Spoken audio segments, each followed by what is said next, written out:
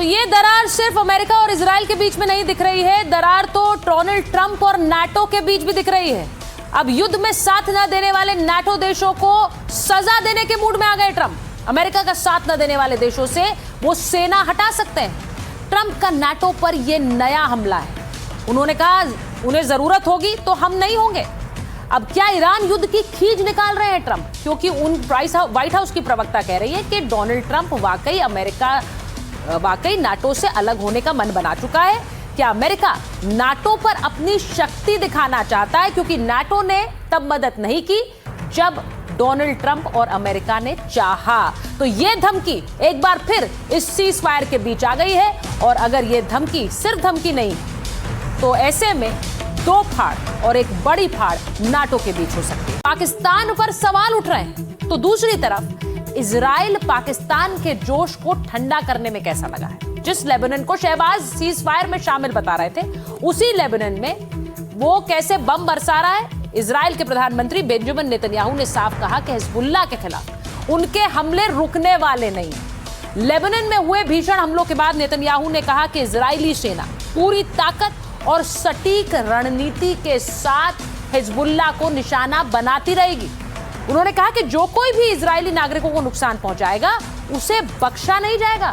Netanyahu ने आगे कहा कि जब तक उत्तरी इजराइल के निवासी अपने घरों में सुरक्षित वापस नहीं लौट जाते, तब तक हिजबुल्लाह के ठिकानों पर जहां भी जरूरी होगा हम हमला जारी रखेंगे। नेतन्याहू के बयान ने पश्चिम एशिया में एक बार फिर से तनाव बढ़ने की आशंका बढ़ा दी है। क्योंकि अगर नेतन्याहू कह रहे हैं कि मैं रुकने वाला नहीं हूं, इजराइल रुकने वाला नहीं, तो फिर युद्ध कैसे रुकेगा? जरा सोचिए।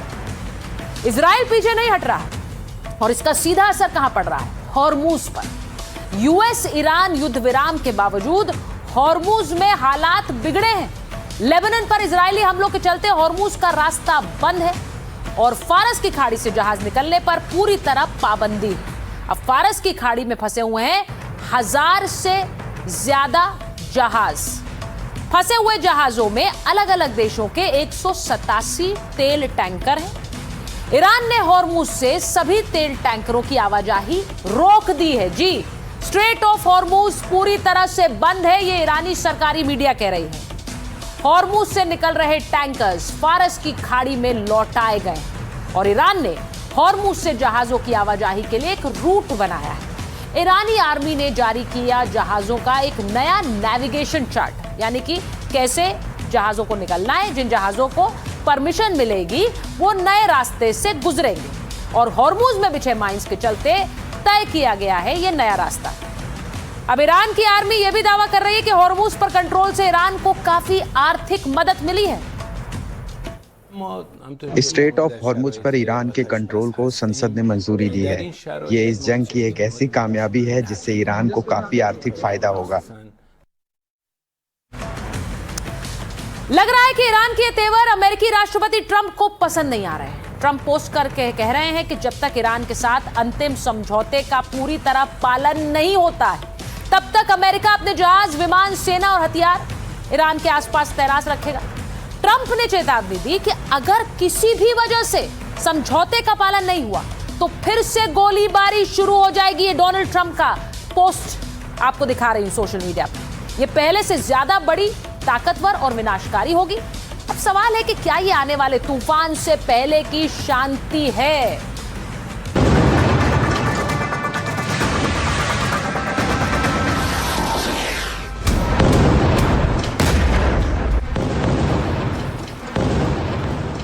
क्या महायुद्ध का दूसरा चैप्टर अभी बाकी है?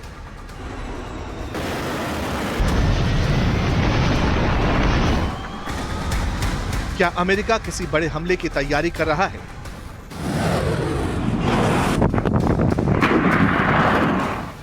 सीज़फायर के बाद अमेरिका की आक्रामकता के पीछे वजह क्या है?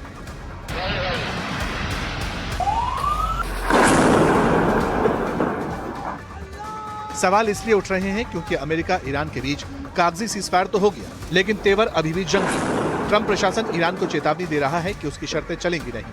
उपराष्ट्रपति जेडी वैंस से लेकर प्रेस सेक्रेटरी कैरोलाइन लेविट तक सबके सुर एक है। वॉशिंगटन से तेहरान को सीधा मैसेज दिया जा रहा है कि झुकना होगा या फिर महायुद्ध के अगले चैप्टर के लिए तैयार रहिए। I think the third thing that he said was Lebanon. Okay, and again, I actually think that is a reasonable misunderstanding, but neither us nor the Israelis said that was going to be part of the ceasefire. Again, we're working with people to try to get through some of these things, but it's really fundamentally we're on the right track. We got a lot more to do. We got a lot more that the Iranians are going to have to accept as part of this negotiation, but I think we've got a strong hand and we're going to play it well. यही नहीं, JD Vance ने Lebanon को लेकर भी दो टूक बयान दिया। कह दिया कि लेबनान को ढाल बनाकर ईरान जो रियायतें चाहता है वो अब नहीं मिलेंगी। प्रेसिडेंट ट्रंप ने भी तेहरान की घेराबंदी कड़ी कर दी है। ट्रंप ने पेंटागन को निर्देश दिए हैं कि ईरान के आसपास से अमेरिकी सेना का एक भी जवान पीछे नहीं हटेगा। संदेश दिया है कि अगर ईरान ने समझौता नहीं किया तो भीषण हमले शुरू होंगे। ट्रंप का रुख साफ है, या तो मेज पर आकर शर्तों को मानो या फिर अपने सैन्य ठिकानों पर अमेरिकी मिसाइलों का स्वागत करो, क्योंकि समझौते की खिड़की बंद होने के कगार पर है। व्हाइट हाउस की प्रेस सेक्रेटरी कैरोलाइन लेविट के तेवर भी ईरान को लेकर तल्ख है। लेविट ने ईरान की उम्मीदों पर आखिरी कील ठोक दी। बयान दिया कि ईरान ने जो 10 पॉइंट वाला प्रस्ताव भेजा था, ट्रंप प्रशासन ने उसे कूड़े में फेंक दिया है। The Iranians originally put forward a 10-point plan that was fundamentally unserious, unacceptable, and completely discarded. It was literally thrown in the garbage by President Trump and his negotiating team. साफ है, अमेरिका ने war mode on ही रखा है और अब दबाव बनाकर गेंद तेहरान के पाले में डाल दी है। संदेश दिया है या वो अमेरिका की शर्तों के आगे सरेंडर करे या फिर तबाही होते देखे। हालांकि ईरान भी पीछे हटा नहीं। सीज़फायर को लेकर ईरानी सेना के प्रवक्ता का बयान सामने आया। इसमें ईरान ने साफ कहा कि अमेरिका बिल्कुल भी भरोसेमंद नहीं है। ईरान की सेना पूरी तरह तैयार है। सीज फायर की स्थिति में हमें दुश्मन पर बिल्कुल भी भरोसा नहीं है। हमारी सेना पूरी तरह से तैयार है। अधिकारियों, खासकर ट्रंप ने यह साबित कर दिया है कि वो बिल्कुल भी भरोसेमंद नहीं है। हमारी उंगली ट्रिगर पर है और हम सुप्रीम कमांडर के आदेशों का पालन कर रहे हैं। लेकिन दोनों देशों के बीच जंग की आग अब भी भड़क रही है। दोनों ही देश अपनी शर्तों पर टिके। ऐसे में अगर अब जंग की चिंगारी लगे तो उसे बुझाना शायद नामुमकिन होगा। Bureau report, NDTV India. देखिए, और इस वक्त एक बड़ी खबर आ रही है इस युद्ध और सीज फायर को लेकर, बहुत अहम हो सकती है। ईरान अमेरिकी वार्ता और लेबनान संकट को लेकर ईरान के उप विदेश मंत्री का बयान आया है। वो क्या कह रहे हैं? अगले कुछ घंटे बेहद महत्वपूर्ण हैं। बातचीत के लिए इस्लामाबाद जा रहा है ईरानी दल। लेबनान पर हमले रुकवाए अमेरिका, यानी सीधे शर्त रख दी है पाकिस्तान जाने से पहले कि ये हमले लेबनान पर रुकने चाहिए। शांति के लिए लेबनान का शामिल होना बहुत जरूरी है। तो ईरान पाकिस्तान में बातचीत से पहले सीधे शर्त रख चुका है। वो कह रहा है कि लेबनान पर हमले रुकने चाहिए, तभी शांति की बात होगी। यानी सशर्त बातचीत के लिए जा रहा है ईरान। ये बिल्कुल स्पष्ट कर दिया गया है। अगर लेबनान पे हमले नहीं रुके तो ये युद्ध नहीं रुकने वाला है। तो एक तरफ ईरान का भी लहजा सख्त नजर आता है। आपको दिखाऊं, अमेरिका गुस्से में है, डोनाल्ड ट्रंप बयान जारी कर रहे हैं। उधर ईरान भी अपने तेवर दिखा रहा है। इस्लामिक रेजिस्टेंस ने इजरायली मिलिट्री जहाज पर अटैक का यह वीडियो जारी कर दिया है। इजराइल हमले करेगा तो हम भी हमले करेंगे।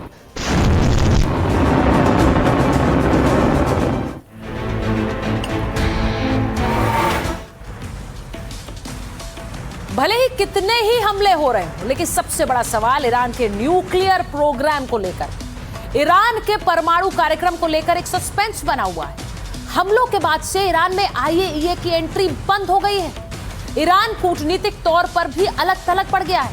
अब परमाणु कार्यक्रम की जानकारी बाहर नहीं आ रही है, यानी पता ही नहीं लग पा रहा है कि वहां पर यूरेनियम को लेकर और परमाणु कार्यक्रम को लेकर हो क्या रहा है। किसी के पास कोई सटीक जानकारी नहीं है, ये रिपोर्ट्स बता रही हैं। ईरान की परमाणु कार्यक्रम एक ब्लैक बॉक्स बन गया है। ईरान की परमाणु एजेंसी के प्रमुख का बड़ा बयान आया है। वो कह रहे हैं कि सीज फायर के बाद उन्होंने कहा कि अमेरिका के साथ किसी भी संघर्ष विराम वार्ता के लिए यूरेनियम संवर्धन के अधिकार की रक्षा करना जरूरी है।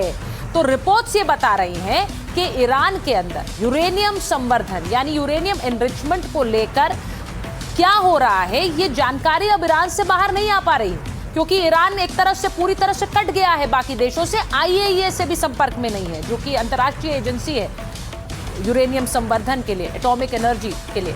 ऐसे में ईरान की ये पूरी यूरेनियम एनर्जी एक तरह से एक ब्लैक बॉक्स है, जिसके बारे में कुछ पता नहीं। इजराइल अमेरिका की ईरान से लड़ाई में भले किसी की जीत नहीं हुई, लेकिन इजराइल के लोग तेल अवीव को सबसे बड़ा लूजर बता रहे हैं। इस सीज फायर से न तो नेतन्याहू खुश है, न इजराइल के अफसर खुश है और न वहां का विपक्ष खुश है। सवाल पूछे जा रहे हैं कि क्या इजराइल अब अमेरिका की प्राथमिकता नहीं रहा है? बताया जा रहा है कि नेतन्याहू इस बात से नाखुश है कि अमेरिका ने सीज फायर की डील फाइनल कर ली, लेकिन जंग में शरीक इजराइल को आखिरी वक्त में खबर दी। इजरायली मीडिया का दावा है कि नेतन्याहू ने तो ट्रंप के साथ फोन पर बातचीत की थी, युद्ध विराम का विरोध किया था, लेकिन अमेरिका ने उनकी बात नहीं मानी है। यानी डोनाल्ड ट्रंप ने नेतन्याहू की बात नहीं मानी। अब सीज फायर में लेबनान को शामिल किए जाने की बात से इजराइल को बहुत बुरा लगा है, क्योंकि इजराइल उसे अपना अलग टारगेट मानता है। वो ये मानता ही नहीं है कि ईरान और लेबनान एक है। उसका ये कहना है कि लेबनान पर तो उसके हमले जारी रहेंगे। लेबनान को शामिल किए जाने की बात पाकिस्तान के प्रधानमंत्री शहबाज शरीफ ने कही थी, जिसे इजराइल ने सिरे से खारिज कर दिया। इजराइल साफ साफ कह रहा है कि ईरान पर बमबारी भले ही रोक दी गई, लेकिन हिजबुल्लाह को नहीं छोड़ेंगे। सीज फायर पर इजराइल के विपक्षी नेता नेतन्याहू को घेर रहे हैं। वो कह रहे हैं कि युद्ध विराम हो गया, लेकिन ईरान से न्यूक्लियर खतरा खत्म नहीं हुआ है। इजराइल के विपक्षी नेता यार लैपिड कह रहे हैं कि इजराइल के इतिहास में किसी सरकार ने इतनी बड़ी नाकामी नहीं देखी। इजराइल के विपक्षी नेता यार गोलन सीज फायर को ईरान की जीत और नेतन्याहू की रणनीतिक हार बता रहे हैं। तो आप ये समझ लीजिए कि इजराइल में सीज फायर को लेकर आक्रोश है, और क्या यही कारण है कि नेतन्याहू अब पहले से भी ज्यादा भीषण हमले लेबनान पर कर रहे हैं। इस सीज फायर को लेकर वैसे तो इजराइल में कुछ मुद्दों पर विरोध और नाराजगी है, लेकिन लेबनान का मुद्दा सबसे बड़ा है। लगता है अमेरिका को यह बात समझ में आ गई। अब वो बिना देर किए पलट गया है। लेबनान इस सीज फायर का हिस्सा नहीं है, ये बात सबको साफ साफ बता दी गई है। प्रधानमंत्री नेतन्याहू ने संघर्ष विराम और अमेरिका के समर्थन में बयान जारी किया था। साथ ही उन्होंने राष्ट्रपति को ये भरोसा दिलाया कि अगले 2 हफ्ते तक वे सहयोग करते रहेंगे। अब मैं आपको ये बताऊं कि अमेरिका ने भले ही लेबनान पर सफाई देकर इजराइल की नाराजगी दूर करने की कोशिश की हो, लेकिन ईरान के खिलाफ युद्ध से लेकर युद्ध विराम तक अमेरिका और इजराइल के बीच एक मतभेद दिखता रहा है। वो मतभेद कैसा है, जरा ये समझिए। हमले का प्लान अमेरिका का शुरू से नहीं था, ये कहा जाता है, लेकिन अमेरिका को युद्ध के लिए तैयार करने वाला नेतन्याहू और इजराइल था। नेतन्याहू उससे उलट सोच रहे थे। उन्हें लग रहा था कि अमेरिका की मदद से वो ईरान को हमेशा के लिए पस्त कर देंगे, इसलिए उन्होंने अमेरिका को जंग के लिए तैयार किया। अब अमेरिका चाहता था कि जंग जल्दी रुके ताकि संसाधनों और अर्थव्यवस्था पर बुरा असर न पड़े, लेकिन इजराइल चाहता था कि हमला तब तक जारी रहे जब तक ईरान की सरकार गिर न जाए। अमेरिका अब बातचीत के जरिए ईरान की परमाणु शक्ति को कंट्रोल करने के पक्ष में है, लेकिन इजराइल का मानना है कि समझौता बेकार है। ईरान की तबाही तो एकमात्र रास्ता है। जब तक ईरान रहेगा तब तक ये खतरा भी रहेगा। अमेरिका ने इजराइल को किनारे करके सीधे ईरान से युद्ध विराम की डील कर ली। उधर इजराइल का कहना है कि बात उसकी सुरक्षा से जुड़ी हुई थी, इसीलिए फैसले से पहले कॉन्फिडेंस में लिया जाना चाहिए था। मैंने आपको बयान सुना है, वहां पर विपक्ष के नेता भी ये बात कह रहे हैं। उधर ईरान के साथ युद्ध विराम को अमेरिका अपनी कामयाबी बता रहा है। उधर इजराइल इससे नाखुश है, क्योंकि ईरान और हिजबुल्लाह अब भी सक्रिय हैं। तो युद्ध विराम का मायने क्या है, युद्ध विराम क्यों किया गया है, और ये एक तरह से वो दो फाड़ दिखाता है दोनों ही देशों के बीच।